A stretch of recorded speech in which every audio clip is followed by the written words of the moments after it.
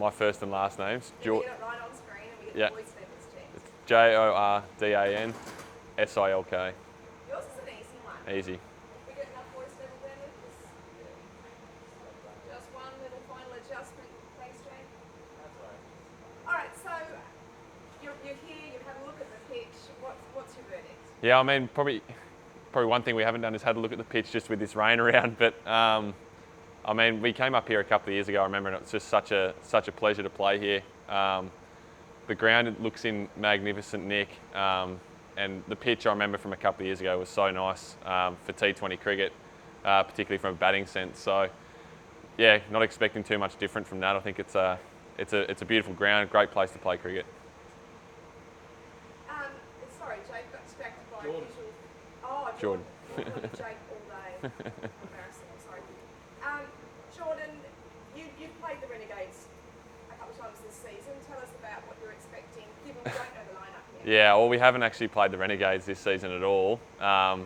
Yeah, but we've played them in the past, and they're pretty sort of similar side to what we've come up against in the years gone by. So, you know, they're always going to be. I think any team in this competition is a tough challenge. So they've got some powerful batting at the top of the order, and some really class bowling with sort of Richardson and Topley. So, yeah, as a group, we'll prepare, you know, for whatever they sort of throw at us. But yeah, we're expecting a tough challenge. Like any BBL match is always a tough challenge. So we're looking forward to it.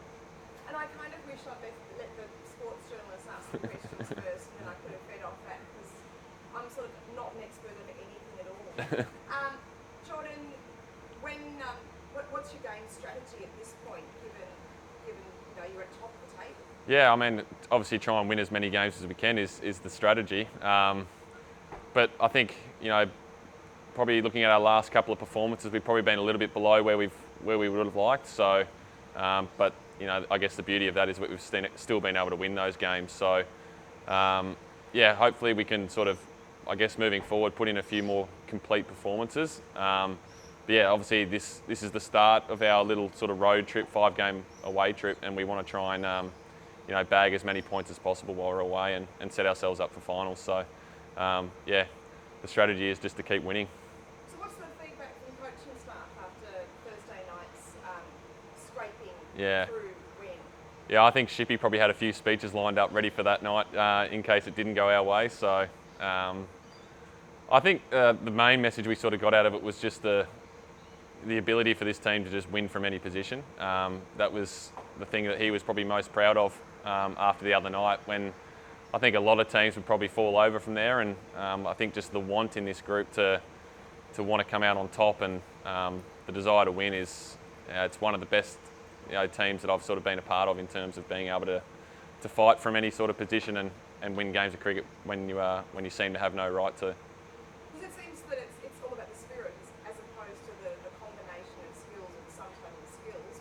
You know, how do you foster that with the team? Yeah, I mean, we're pretty lucky. We've had this group together for quite a number of years now. So I just think standing on the same field as guys for, you know, the last 40 or 50 games, you get to know each other's games inside out, and then that sort of, you build sort of your culture, I guess, from that. And yeah, it's just it's been a great sort of club to be a part of in the last, certainly in the last couple of years with the success we've had, and just trying to harness that now with some small changes, some small additions to our team and whatnot, and just trying to bring them into our culture and make it as enjoyable and as fun environment to be a part of as possible. Now, of course, we've had some weather. How does wet fields, wet wickets affect you? I mean, just like, I think this field drains particularly well. So, I mean, I haven't looked at the forecast too much for tomorrow. I heard there's a little bit around, but looking at the ground, it looks like it takes the rain pretty well. Pitch is obviously under cover. We haven't seen that yet, but I expect it to be fine. I think they've probably had they've had this on their calendars for quite a while now, this game. So I know that they'd be preparing the best possible wicket they can. So fingers crossed the weather sort of holds off and we get a full match in. So yeah, like I said earlier, it's a pleasure to play here. It's actually such a nice cricket ground and one of the better sort of outfields that I reckon I've seen in Big Bash cricket. You personally, what are you trying to work on? Oh, I mean, plenty of things. Probably no different to what I've sort of worked on in other years, just trying to play my role as best as possible for the team in that middle order with the bat. Probably haven't had the success I would have liked so far early this season, but just continue to work hard on that and my fielding and try and try and impact games where I can. I think I've been quite lucky this year that we've had a lot of guys step up at the top of the order, and I've probably not had to play as much of a role as yet, but I know that the game can turn around pretty quickly, and there'll be a time where I'm needed to sort of step up and play a sort of man of the match performance, and I'm looking forward to that sort of opportunity, whether it's this week or down later in the season, and I'll be ready for that. But yeah. Jordan, my apologies for joking. No. Great, thanks. Yeah. You've won all of your matches apart from one. Scorchers are unbeaten so far, so would you say it's quite critical, the matches here in Coffs Harbour? Yeah, I mean, I don't think they're unbeaten anymore. I think they lost their last game, the Scorchers, but I think any match, I think, we're halfway through the season now, so you want to start winning games from here on in to try and propel yourself into a good position come finals. So, whilst it's us two at the top there, we've got a good opportunity to try and, hopefully bridge that gap on them. And I know our net run rate looks pretty good at the moment too, so we've got that in our advantage as well. So we'll just try and, like I said, just try and win as many games as possible moving forward. Obviously this 5-game sort of away stint for us from Sydney is crucial in terms of setting up our finals campaign. On the last match you won right on the last ball. Like, how exciting is T20 cricket?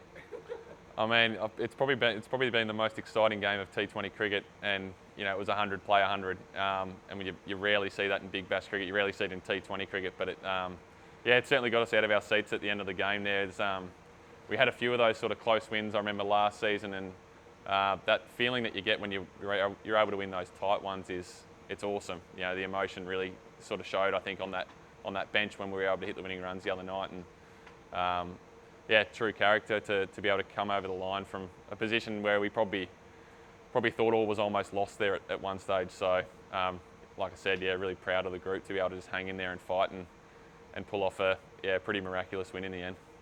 That would imply it was a bit more of a bowler's wicket here in Coffs, a bit more favouring the batsman. So last time, chased down over 180 runs, and it had a little bit of something for everybody. Yeah, it was a really good pitch, I remember, from last time. I actually didn't get to bat on it. I think that's how good it was. We only lost a couple of wickets. So, we're expecting another really good sort of T20 surface here.